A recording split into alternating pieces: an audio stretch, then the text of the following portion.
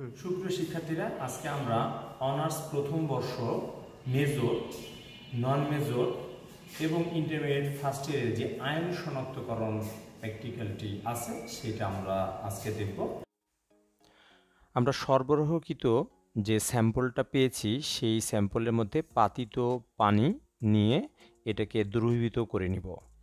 আমাদের নমুনা লবণে শীতল পানি দিয়ে দ্রবণ তৈরি করব। যদি দ্রবীভূত হতে না চায় তাহলে আমরা কিছুটা তাপ দিতে পারি। এরপরে আমরা এই দ্রবণটাকে দুইটা ভাগে ভাগ করে দুইটা টেস্ট টিউবে নিব। এবার প্রথম টেস্ট টিউবে আমরা HCl যোগ করব।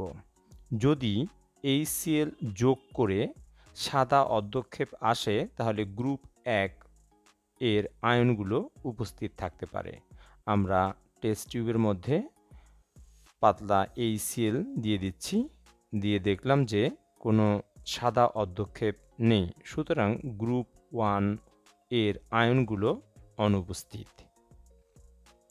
এবার আমরা এই পূর্বের দ্রবণকে সামান্য তাপ দিব। তাপ দিয়ে HClটাকে আমরা রিমুভ করার চেষ্টা করব। এরপর এটাকে আমরা শীতল করে নেব।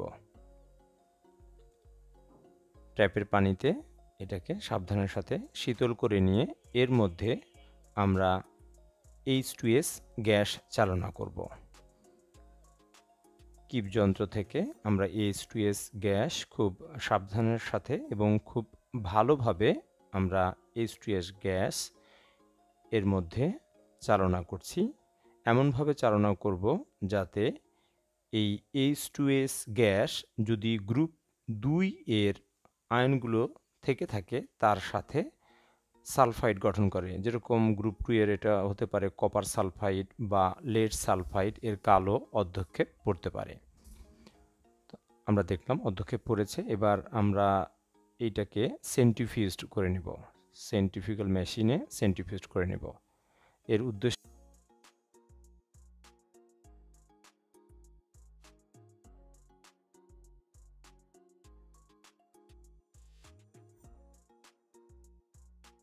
সেন্ট্রিফিউজড হয়ে গেছে।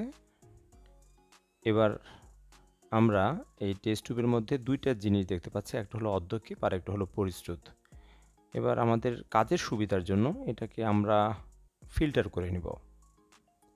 সেন্ট্রিফিউগাল মেশিন না থাকলে আমরা ফিল্টার করেও এই প্রক্রিয়াটা সুসম্পন্ন করতে পারি। ফিল্টার করার পরে আমরা দুইটা অংশ পাবো, একটা হলো অর্ধক্ষেপ বা পিপিটি বা প্রেসিপিটেশন, আর একটা হলো পরিশ্রুত অংশ। এই দুইটা অংশ নিয়ে আমরা আবার কাজ করব, অর্থাৎ দুইটা অংশ থেকে আমরা আয়নসমূহ পাওয়ার জন্য আবার কাজ করব। অর্ধক্ষেপটা নিয়ে একটি কাজ এবং পরিশ্রুত অংশ নিয়ে আরেকটি কাজ। আমাদের ফিল্টার হয়ে গেছে, এবার পরিশ্রুত অংশটি রেখে দিলাম। ফিল্টারের মধ্যে যে অর্ধক্ষেপটি আছে এই অর্ধক্ষেপটা আমরা এবার পৃথক করব।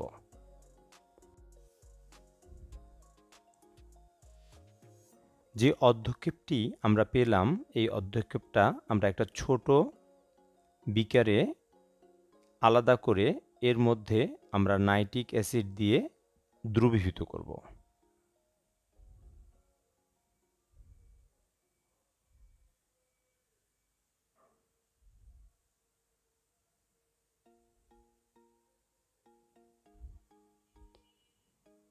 এবার এর মধ্যে আমরা কনসেন্ট্রেট নাইট্রিক অ্যাসিড দিয়ে এটাকে আমরা দ্রবীভূত করছি।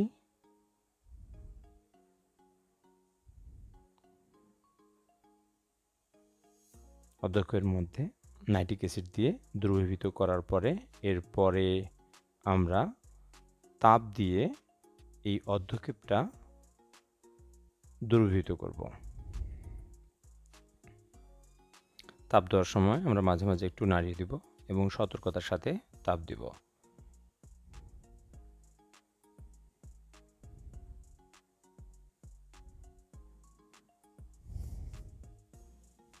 আমাদের তাপ দেওয়া হয়ে গেছে। এরপরে এটাকে একটু ঠান্ডা করব।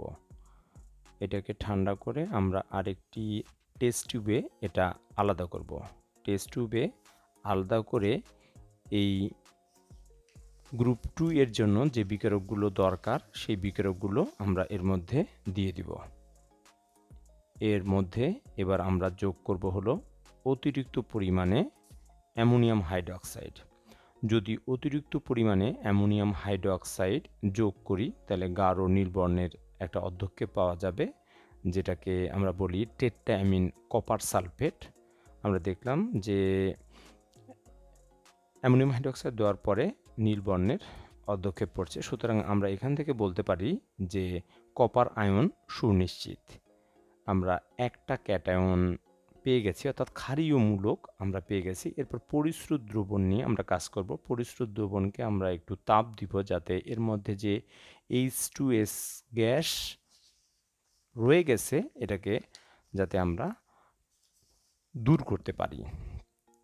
এই সময় খুব সতর্কতার সাথে আমাদের তাপ দিতে হবে, কারণ বেশি তাপ হয়ে গেলে আমাদের যে পরিশ্রুতটা আছে, যে সলিউশনটা আছে, সেটা হয়তো বা পড়ে যাওয়ার সম্ভাবনা থেকে থাকে।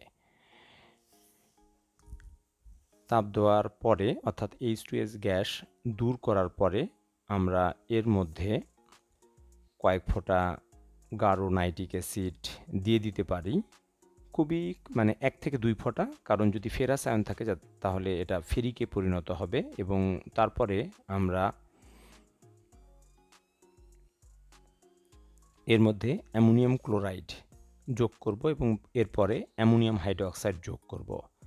যোগ করার পরে যদি বাদামি বর্ণের অধ্যক্ষেপ পড়ে তাহলে ফেরিক হাইড্রোক্সাইড থাকার পসিবিলিটি আছে, আর যদি সাদা জেলিনে অধ্যক্ষেপ পড়ে তাহলে অ্যালুমিনিয়াম হাইড্রোক্সাইড থাকার পসিবিলিটি আছে। আমরা এই দুইটা যোগ করে দেখলাম যে আমাদের বাদামি কিংবা সাদা কোনো জেলির ন্যায় অধ্যক্ষেপ পড়েনি, সুতরাং আমাদের আবার পরের স্টেপে যেতে হবে। এবার এই পূর্বের দ্রবণের মধ্যে আমাদের খুব সাবধানের সাথে H2S গ্যাস চালনা করতে হবে। চালনা করার পরে যদি সাদা অধ্যক্ষেপ পড়ে তাহলে জিঙ্ক সালফাইড হওয়ার পসিবিলিটি আছে, আর যদি কালো অধ্যক্ষেপ পড়ে তাহলে নিকেল সালফাইড হওয়ার পসিবিলিটি আছে। অর্থাৎ গ্রুপ 3B এর আয়নগুলো থাকার সম্ভাবনা আছে। আমরা দেখলাম যে কালো অধ্যক্ষেপ পড়ে গেছে, সুতরাং নিকেল সালফাইড হওয়ার সম্ভাবনা আছে। এবার আমরা এইটাকে ফিল্টার করে নিয়ে পরিশ্রুত এবং পিপিটিকে আলাদা করব। আলাদা করে পরিশ্রুত নিয়ে কিছু কাজ করব, আর যে অধ্যক্ষেপ পড়েছে সেটা নিয়ে আমরা পরবর্তীতে কাজ করব। এবার আমরা দেখলাম যে আমাদের ফিল্টার করা হয়ে গেছে পরিশ্রুতটা আর অধ্যক্ষেপটা। এবার আমরা আলাদা করছি। এইবার অধ্যক্ষেপটাকে আর একটা পাত্রে আলাদা করে নিয়ে এর মধ্যে আমরা রাজম্ল যোগ করব, অর্থাৎ অ্যাকুয়ারেজিয়া 1:3 গাঢ় নাইট্রিক অ্যাসিড ও হাইড্রোক্লোরিক অ্যাসিডের মিশ্রণ, সেটা হচ্ছে অ্যাকুয়ারেজিয়া। অ্যাকুয়ারেজিয়া যোগ করে এই দ্রবণটাকে আমরা দ্রবীভূত করে নিচ্ছি।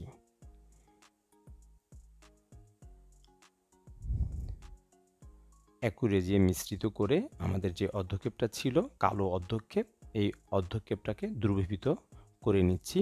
দ্রবীভূত করার পরে আমরা গ্রুপ বিকারকগুলো যোগ করব। এই গ্রুপ বিকারক হিসেবে এখানে আছে হলো অ্যামোনিয়াম ক্লোরাইড ও অ্যামোনিয়াম হাইড্রোক্সাইড ও ডিএমজি অর্থাৎ ডাইমিথাইল গ্লাইঅক্সাইম। এগুলো যোগ করার পরে যদি লাল অধ্যক্ষেপ পড়ে তাহলে নিকেল আয়ন সুনিশ্চিত।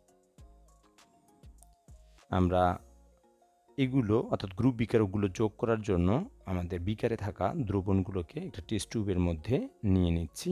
নেওয়ার পরে আমরা গ্রুপ বিকারকগুলো এখন যোগ করব। যদি গ্রুপ বিকারক যোগ করার পরে অর্থাৎ অ্যামোনিয়াম ক্লোরাইড, অ্যামোনিয়াম হাইড্রোক্সাইড এবং ডাইমিথাইল গ্লাইঅক্সাইম যোগ করার পরে লাল বর্ণের অধ্যক্ষেপ আসলে নিকেল আয়ন সুনিশ্চিত। আমরা কয়েক ফোঁটা যোগ করে নিলাম। যোগ করার পরে আমরা গ্রুপ বিকারক হিসেবে আমরা যোগ করব এবার অ্যামোনিয়াম হাইড্রোক্সাইড ও আমরা যোগ করব DMG অর্থাৎ ডাইমিথাইল গ্লাইওক্সাইম। আমরা দেখতে পাচ্ছি যে লাল অর্ধক্ষেপ চলে আসছে, সুতরাং নিকেল আয়ন সুনিশ্চিত। আমাদের 5 মূলক বিশিষ্ট অর্থাৎ 3টা ক্ষারীয় মূলক এবং 2টা অম্লীয় মূলক বিশিষ্ট আমাদের যে লবণগুলো আছে সেগুলোর ক্ষেত্রে আমরা ক্যাটায়ন এবং অ্যানায়নগুলো শনাক্ত করছি। আমরা পেয়ে গেছি 3টা ক্ষারীয় মূলক। এবার আমাদের যে পরিশ্রুত দ্রবণটা ছিল, এই পরিশ্রুত দ্রবণকে আমরা তাপ দিব। পরিশ্রুত দ্রবণকে তাপ দিব। তাপ দিয়ে যে H2S গ্যাস ছিল, এই H2S গ্যাস দূর করতে হবে। তাপ দেওয়ার পরে আমরা এটাকে ঠান্ডা করে এর মধ্যে আমরা যোগ করব অ্যামোনিয়াম ক্লোরাইডের দ্রবণ। সম্পৃক্ত না হওয়া পর্যন্ত আমরা সলিড অ্যামোনিয়াম ক্লোরাইড যোগ করব। এরপরে আবার আমরা অ্যামোনিয়াম হাইড্রোক্সাইড যোগ করব। এরপরে আবার আমরা অ্যামোনিয়াম কার্বনেট যোগ করব। এগুলো যোগ করার পরে যদি সাদা অর্ধক্ষেপ আসে তাহলে ক্যালসিয়াম বা বেরিয়াম আয়ন থাকার সম্ভাবনা আছে, অর্থাৎ গ্রুপ 4 এর আয়নগুলো থাকার সম্ভাবনা আছে। যদি এগুলো না থাকে তারপরে আমরা ওই দ্রবণের মধ্যে নেসলার বিকারক যোগ করব। নেসলার বিকারক আমরা যোগ করেছি, যোগ করে দেখলাম যে আমাদের বাদামি বর্ণের অর্ধক্ষেপ আসছে। বাদামি বর্ণের অর্ধক্ষেপ আসা মানে কি? অ্যামোনিয়াম আয়ন সুনিশ্চিত। তাহলে আমরা ক্ষারীয় মূলক 3টা পেয়ে গেছি। এরপরে ওই যে 2 ভাগ করে রাখা আমাদের মূল দ্রবণ, এই মূল দ্রবণ নিয়ে আমরা অম্লীয় মূলক শনাক্ত করব। আমরা কয়েকটা টেস্ট টিউবে এটা নিতে পারি। এবার আমরা অম্লীয় মূলক শনাক্ত করব। অম্লীয় মূলক শনাক্ত করার জন্য আমরা শনাক্তকারী বিকারকগুলো যোগ করব। আমরা বেরিয়াম নাইট্রেট যোগ করলাম একটা টেস্ট টিউবের মধ্যে। এরপরে আমরা দেখলাম যে সাদা অর্ধক্ষেপ পড়ে গেছে। এরপরে যদি আমি HCl যোগ করে এই সাদা অর্ধক্ষেপ দ্রবীভূত না হয়, তার মানে সালফেট আয়ন সুনিশ্চিত। আমরা দেখলাম যে বেরিয়াম নাইট্রেট দেওয়ার পরে সাদা অর্ধক্ষেপ এবং এরপরে HCl যোগ করেছি, তো সাদা অর্ধক্ষেপই থেকে গেছে, তার মানে এখানে সালফেট আয়ন সুনিশ্চিত। আমাদের অম্লীয় মূলক 2টি, তার মধ্যে একটি পেয়ে গেছি। এবার আমরা আরও একটি অম্লীয় মূলক শনাক্তকরণ করব। এবার আমরা এই টেস্ট টিউবের মধ্যে গাঢ় সালফিউরিক অ্যাসিড যোগ করব। গাঢ় সালফিউরিক অ্যাসিড যোগ করার পরে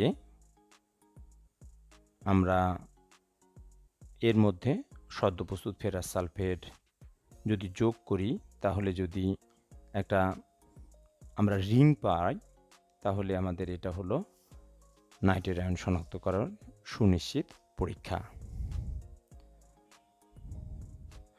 বাদামি বর্ণের একটা বলয় তৈরি হয়।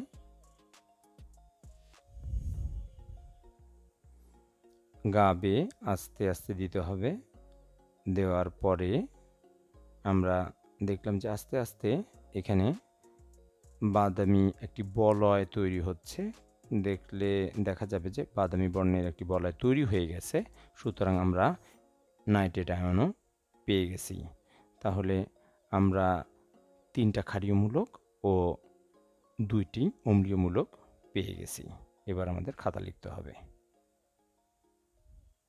এতক্ষণ ক্লাসটি দেখার জন্য সকলকে অসংখ্য ধন্যবাদ।